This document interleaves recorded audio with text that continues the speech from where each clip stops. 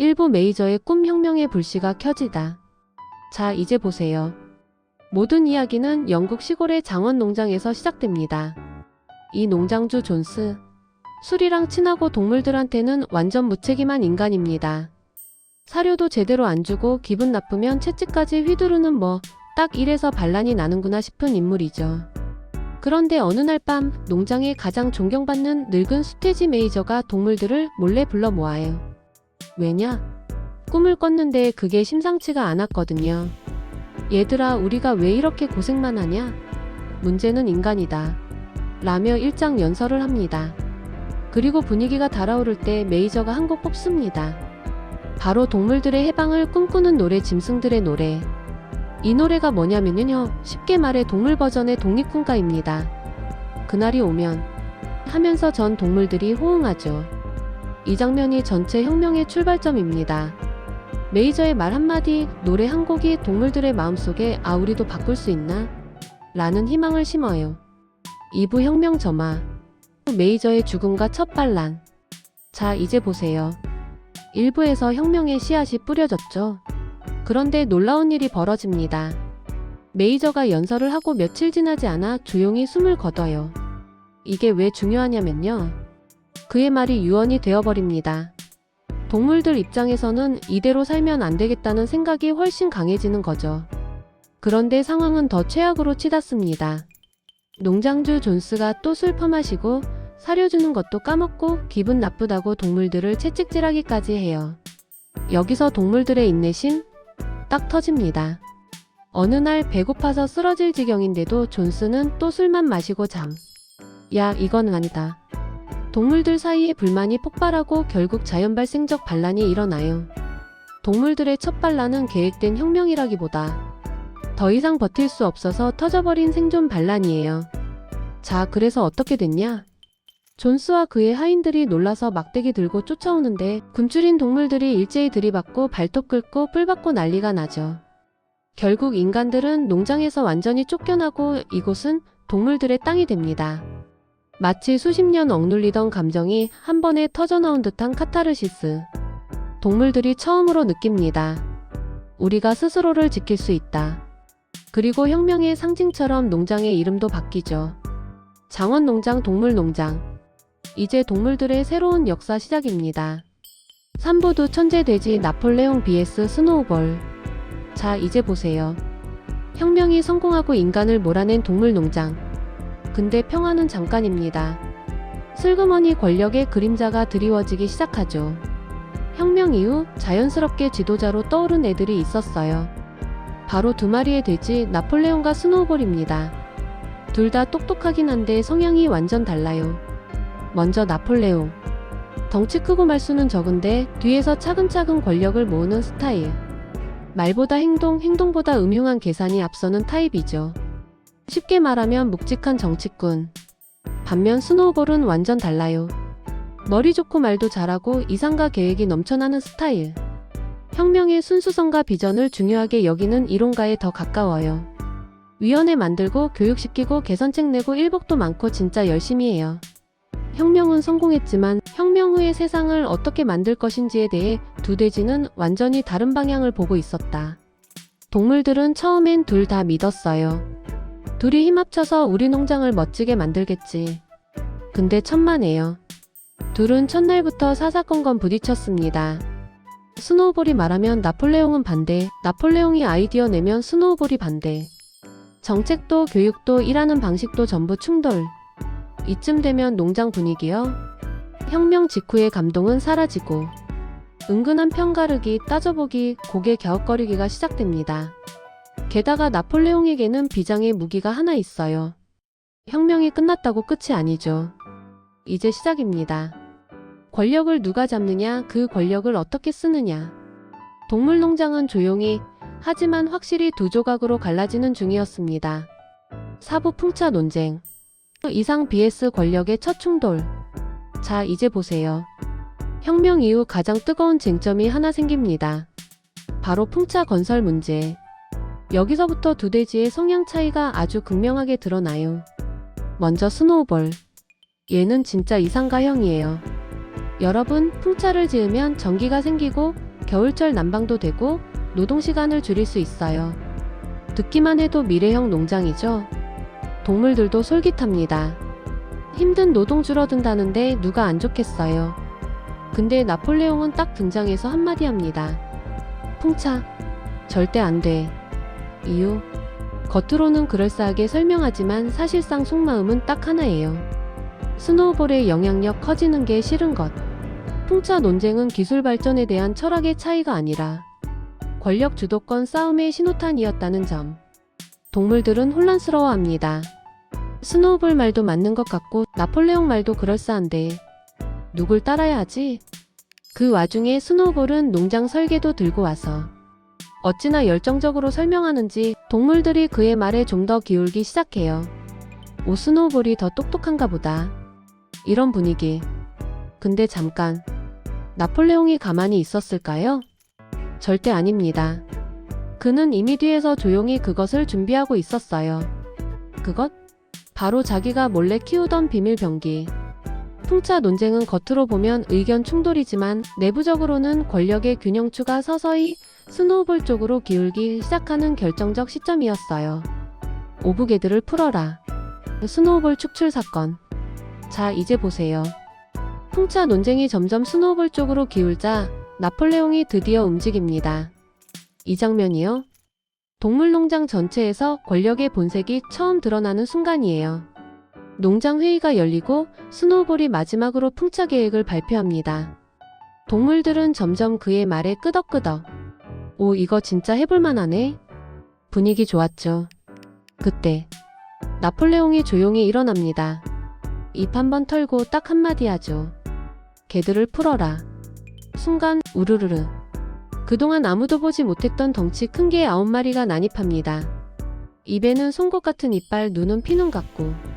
그리고 그 개들이 누구에게 직진하느냐? 바로 스노우볼. 이 개들은 어디서 온 애들이냐? 예전에 나폴레옹이 교육시킨다며 몰래 데려간 강아지들. 나폴레옹의 사병으로 자란 겁니다. 스노우볼은 죽으림을 다해 도망가요. 개들이 바로 뒤에서 쫓아오고 털 몇 가닥은 뜯길 정도로 아슬아슬. 결국 울타리를 뛰어넘어 농장 밖으로 겨우 탈출합니다. 그리고 그날 이후 스노우볼은 농장 역사에서 반역 자괴물 스파이로 기록되죠. 동물들 그냥 멍하니 바라볼 뿐. 너무 무서우니까 아무도 말 못해요. 이 순간 농장은 완전히 다른 체제로 들어갑니다. 민주적인 회의? 토론? 그딴 건 끝났다. 나폴레옹이 딱 선언하죠. 이제부터 모든 결정은 나와 대지위원회가 한다. 여러분, 이게 바로 혁명의 배신 1단계예요. 혁명을 함께 꿈꾼 동지가 쫓겨나고 권력자는 폭력을 제1수단으로 사용하기 시작한 순간 육부 스클러의 말이면 진실이 바뀐다. 프로파간다의 탄생. 자, 이제 보세요. 스노우볼이 쫓겨나고 난 후 동물농장은 완전히 다른 분위기로 바뀝니다. 나폴레옹은 힘을 잡았지만 단순히 힘만으로는 농장을 굴릴 수 없어요. 왜냐? 동물들이 왜 스노우볼이 나쁜 놈인지 납득을 해야 하거든요. 여기서 등장하는 인물이 있습니다. 바로 스클러, 말 잘하는 돼지. 이 친구가 어떤 역할을 하냐면요. 쉽게 말해 국가공식 대변인 여론조작 전문가입니다.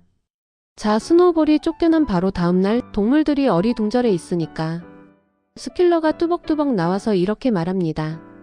동무들 왜 그렇게 놀라요? 스노우볼은 원래 존스와 내통하던 배신자였습니다. 우리가 몰랐을 뿐이죠. 동물들은 깜짝 놀라요. 그랬어? 근데 확신이 없죠. 그러자 스킬러가 이어서 말합니다. 게다가 풍차 계획도 스노우볼 것이 아닙니다. 원래 나폴레옹 동지가 생각해둔 건데 스노우볼이 훔쳐서 자기 것처럼 말한 거죠. 사람 여기서는 동물의 기억은 생각보다 쉽게 흔들립니다. 동물들이 또 갸우뚱하죠. 그런가? 우리 기억이 잘못됐나? 그때 스클러가 결정타를 날립니다. 동무들 혹시 존스가 돌아오길 바라는 겁니까?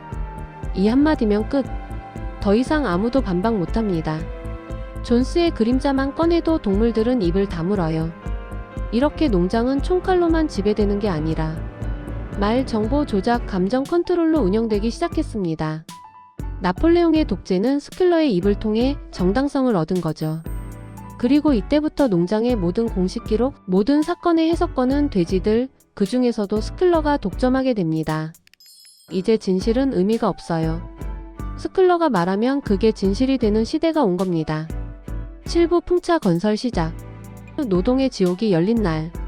자, 이제 보세요. 스노우볼을 몰아낸 나폴레옹. 놀랍게도 얼마 지나지 않아 이렇게 말합니다. 풍차 우리가 짓겠습니다. 동물들. 아니, 그거 스노우볼 반대하던 당신 아니었어요? 하지만 그 말 감히 입 밖으로 꺼내는 동물은 단 한 마리도 없습니다. 풍차 건설은 상상 이상으로 고된 작업이었어요. 왜냐고요? 영국 농장 동물들이 무슨 기술이 있겠어요. 인간은 도구를 쓰지만 동물들은 발과 입으로만 돌을 나르고 깨야 했거든요. 특히 돌 깨는 게 난리였어요. 말 그대로 바위산을 손으로 뜯는 기분. 커다란 돌을 언덕 꼭대기까지 끌고 올라가서 떨어뜨려 부수는 방식. 여기서 활약하는 존재가 누구냐? 바로 복서말.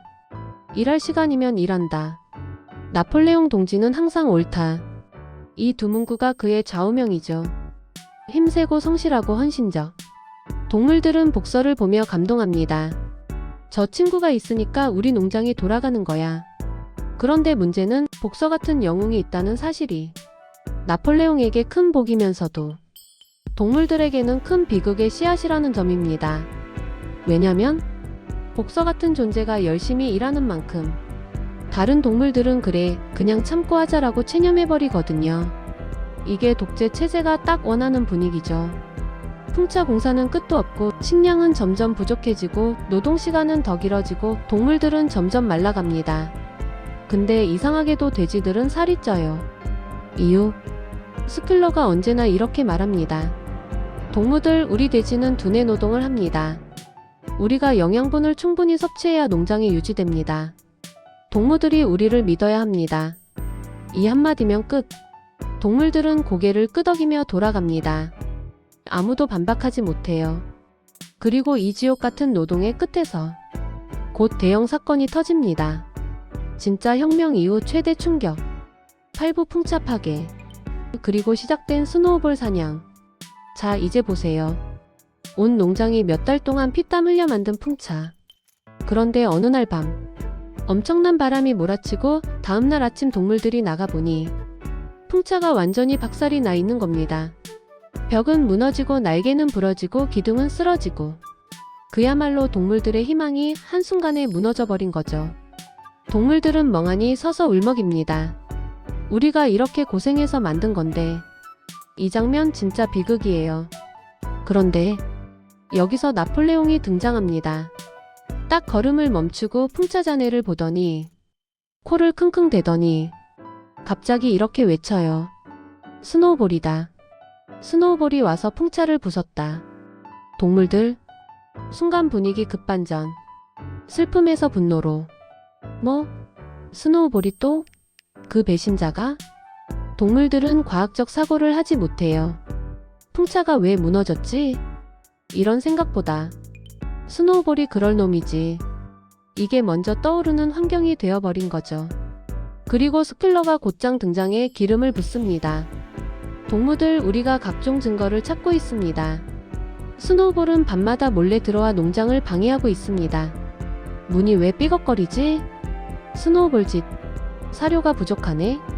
스노우볼이 훔쳐간 듯. 닭이 알을 덜 낳네? 스노우볼이 무서워서 그렇지. 이렇게 해서 농장 전체가 스노우볼 프레임에 갇힌 집단 히스테리로 변해요. 나폴레옹은 이 분위기를 절대 놓치지 않습니다. 풍차 다시 지어라. 이번엔 벽을 2배로 두껍게 해라. 동물들은 고개를 끄덕이며 또다시 노동의 지옥으로 돌아갑니다. 왜냐면 이제 풍차는 기술의 상징이 아니라 스노우볼에게 복수해야 할 정의의 상징이 되었기 때문. 구부 피해 숙청 동물 농장을 공포로 물들인 날. 자, 이제 보세요. 풍차 파괴 이후 농장엔 이상한 공기가 감돕니다. 누구나 속으로는 궁금해요. 정말 스노우볼이 그랬나? 하지만 그 의심은 말도 못 꺼냅니다. 왜냐? 나폴레옹이 공포정치를 준비하고 있었거든요. 어느 날 나폴레옹이 동물들을 광장으로 소집합니다. 자리를 딱 잡고 앉더니 갑자기 개들을 풀어라. 이 말이 또 나옵니다. 우르르. 그 거대한 개 9마리가 등장하고 분위기는 단번에 얼어붙어요. 이 광경은 동물들에게 메시지를 하나 줍니다. 오늘 무언가 큰일이 벌어진다. 나폴레옹이 먼저 한 무리의 돼지들을 끌어옵니다. 이들은 스노우볼이랑 같이 일했던 동지들이었죠. 개들 앞에 던져지자 떨면서 말합니다. 우리는 스노우볼과 내통했습니다. 그리고 말이 끝나자마자 개들이 그대로 덮쳐서 죽여버립니다. 동물들, 숨도 못 쉬어요. 끔찍함에 넋이 나갑니다. 근데 이게 끝이 아닙니다. 이번엔 암탉, 양, 거위 등이 줄줄이 끌려와요. 각자 뭔가 죄를 지었다며 강제로 자백을 합니다. 물론 대부분은 억지죠. 제가 몰래 스노우볼을 위해 곡식을 부쉈습니다. 제가 밤에 스노우볼을 봤습니다. 이런 식. 그리고 자백이 끝나면 개들이 또 달려들고 마당이 순식간에 피로 물듭니다. 메이저의 이상, 평등, 동지애? 그런 건 이제 다 사라졌습니다. 동물들은 이렇게 생각하죠. 반박하면 죽는다. 이 숙청이 지나고 클로버그 착하고 다정한 암말과 눈물을 흘리며 말합니다. 우리가 꿈꾸던 세상은 이게 아니었어. 작업도 힘들고 배고픈 건 똑같은데 왜 서로를 죽이고 있어? 하지만 스클러는 즉시 뛰어나와 말합니다. 동무들, 지금이 바로 혁명의 정점입니다. 내부의 배신자를 제거하고 있으니 혁명은 더 순수해지는 것입니다. 동물들은 아무 말도 못하고 조용히 고개를 숙인 채 흩어집니다. 이날 이후 동물농장엔 더 이상 토론회의 반대 의견이 존재하지 않게 됩니다. 나폴레옹의 독재는 완성 단계로 들어간 것이죠. 10부 인간과 돼지의 회담 최종 반전의 밤. 자, 이제 보세요. 돼지들이 두 발로 걷는 걸 보여줬죠? 그게 끝이 아닙니다. 진짜 소름 돋는 클라이맥스는 이제부터예요. 어느 날 저녁 동물들이 작업을 마치고 헛강 근처에 모여 쉬고 있는데 농장 집 쪽에서 사람 목소리가 들립니다. 인간이 온 건가? 처음엔 다들 긴장하죠. 그런데 가까이 가서 확인해 보니 돼지들과 인간들이 한 테이블에서 밥 먹고 술 마시고 대화하고 있는 겁니다. 아예 회담을 하는 분위기예요. 두 발로 걷는 돼지들은 얼핏 보면 인간이랑 구분조차 안 됩니다. 이날 회담에서 무슨 얘기가 오갔냐면요. 나폴레옹은 인간 농장주들에게 우리 동물농장은 더 이상 반항적이지 않습니다.